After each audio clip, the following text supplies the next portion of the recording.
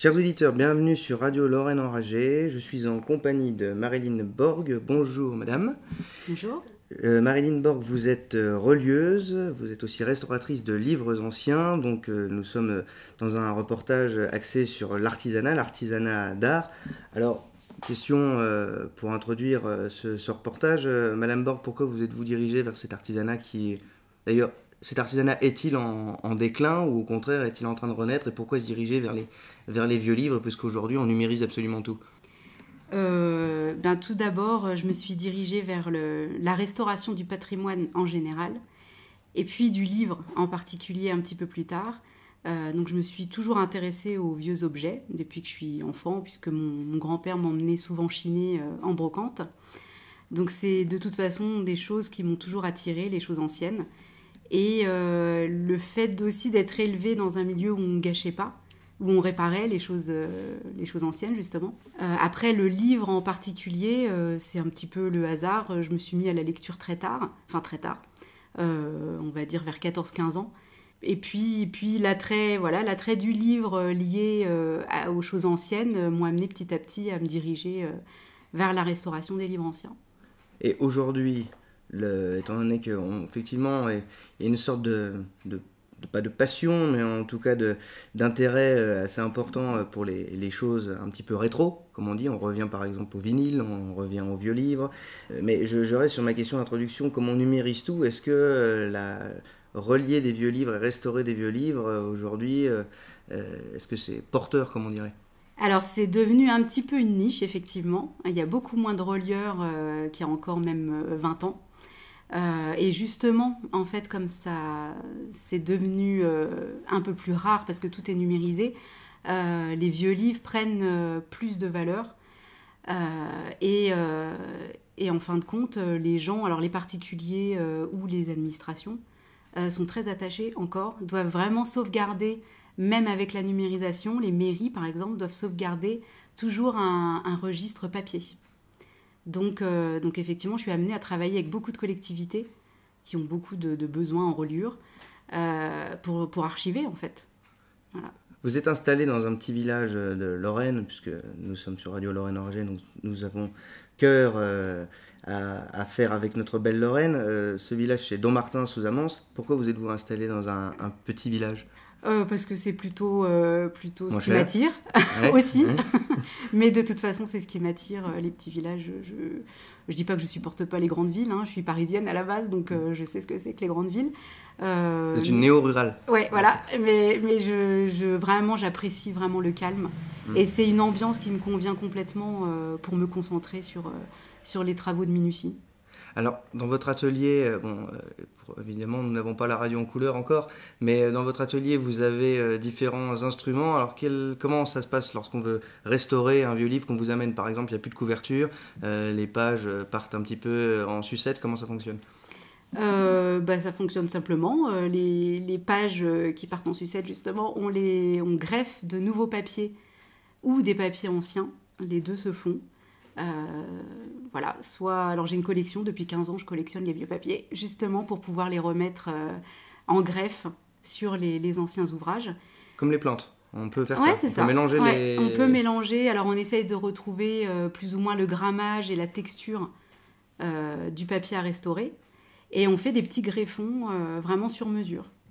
Voilà. On peut aussi faire la même chose avec du papier japon, pH neutre, enfin voilà, certaines collectivités ou bibliothèques, les archives, tout ça, départementales par exemple, veulent vraiment que de la restauration avec des greffes de papier neutre, à pH neutre. Quel genre de livres vous sont amenés en général? Si là vous parlez des archives, ça peut être donc des vieilles archives qu'on restaure, ça peut être aussi des vieilles encyclopédies, des livres de famille qu'on se transmet de génération en génération. Ah oui, complètement. Pour les particuliers, ça va du livre de recettes de la grand-mère au magazine actuel. Donc il y a vraiment de tout, des albums photos, de la création de livres d'or pour des mariages. C'est vraiment le particulier qui va amener toute la richesse du métier, parce que c'est très éclectique. Après, les archives, là en ce moment je restaure pour les archives de Bordeaux des vieux annuaires téléphoniques qui pour nous n'ont pas forcément grand intérêt, mais mais qui doivent justement être conservés pour les chercheurs, voilà. Et lorsque, par exemple, mettons, je vous amène un vieux livre, est-ce qu'on pourrait dire qu'il y a une date de péremption? Est-ce qu'à partir d'un certain moment, le livre est trop abîmé ou trop ancien? Alors, pas forcément. C'est pas les livres les plus anciens qui sont les plus abîmés. Ça va dépendre de la qualité du papier de départ. Et surtout, ce qui va rentrer le plus en ligne de compte, c'est la façon dont il va être stocké au fur et à mesure des années. Donc un livre du 18e peut être en meilleur état qu'un livre qui a 50 ans. Ça va dépendre du conditionnement. Est-ce qu'il a été stocké à l'humidité, au soleil, voilà. Quel est le livre le plus ancien qu'on vous a amené? Alors ici, j'ai un client qui m'amène des livres régulièrement du XVIe siècle. Ah oui. Donc ça va être... Quelle date à peu près? 1550, quelque chose comme ça. On est à 100 ans oui, de l'invention de l'imprimerie. C'est ça. Et avant, donc, si je me souviens bien de mes cours d'histoire, c'était des incunables avant. Oui. Et après l'impression, donc ce sont des livres comme aujourd'hui, on pourrait dire. Oui. Vous n'avez pas d'incunables. Vous n'avez pas eu des incunables. Alors les incunables, c'est très particulier, ça représente que 50 ans. D'accord. C'est-à-dire de 1450 à 1500. C'est vraiment les 50 premières années de l'imprimerie. Ouais, 1500 est vraiment la date importante à retenir pour le livre, quoi. Ouais. Et là, donc vous me parliez donc de ces livres anciens. Comment vous faites lorsque vous avez c'est un bon exemple, ce livre très ancien. Comment vous faites? Vous l'avez en main, ou quel type d'outils vous utilisez? Parce que il y aura des photos pour le son, mais quel type d'outils vous utilisez dans votre atelier? Là, vous avez un établi. Moi, je n'y connais absolument rien. Donc, quels sont ces outils? Par exemple, ceux avec des petites roulettes, ces espèces de marteaux, etc. Alors, les petites roulettes, effectivement, ce sont que des outils de dorure que vous voyez là-bas.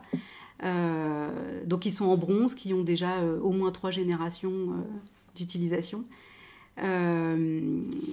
En fait, le matériel reste le même, je pense, depuis des années, parce que c'est très ancestral comme métier. Donc, on va utiliser absolument des maillets, absolument les mêmes outils qu'on utilisait il y a même 200 ans, quoi. Ça reste les mêmes outils. La même chose. Ouais.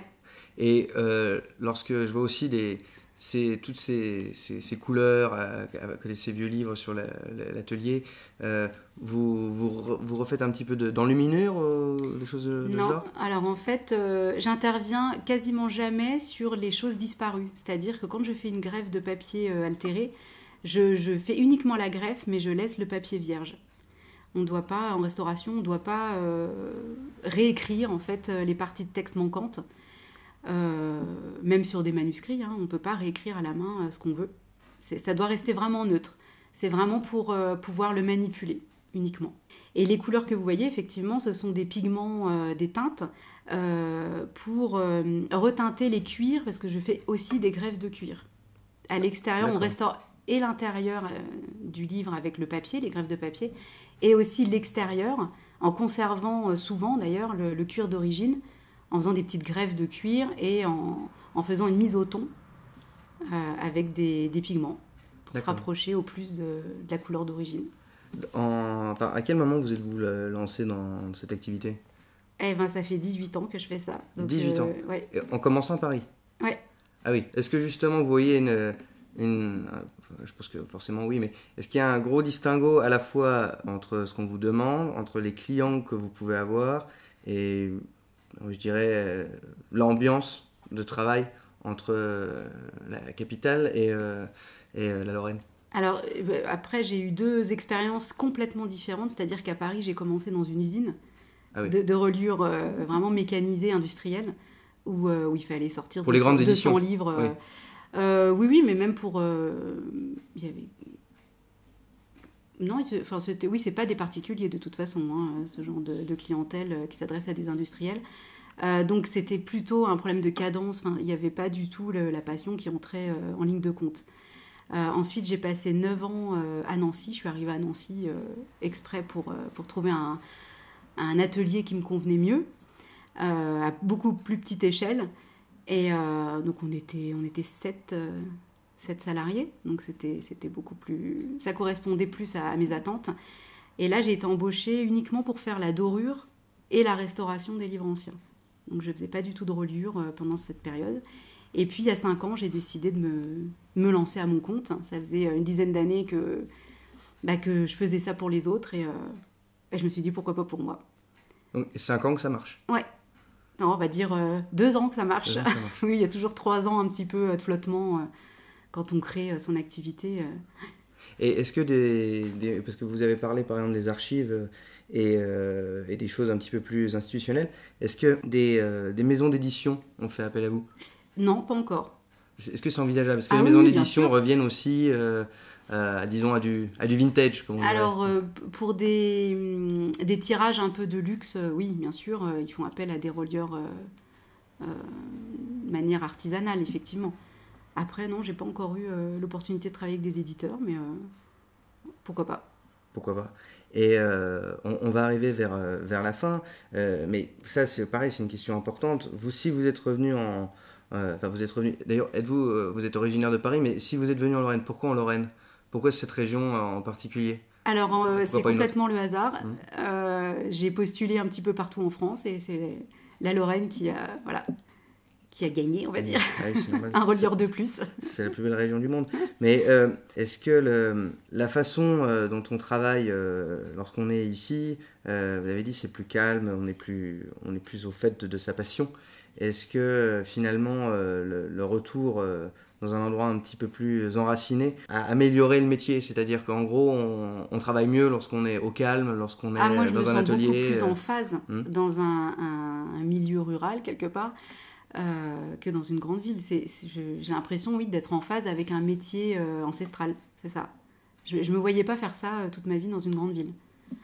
Et là, on va prendre un dernier exemple. Là, vous travaillez sur...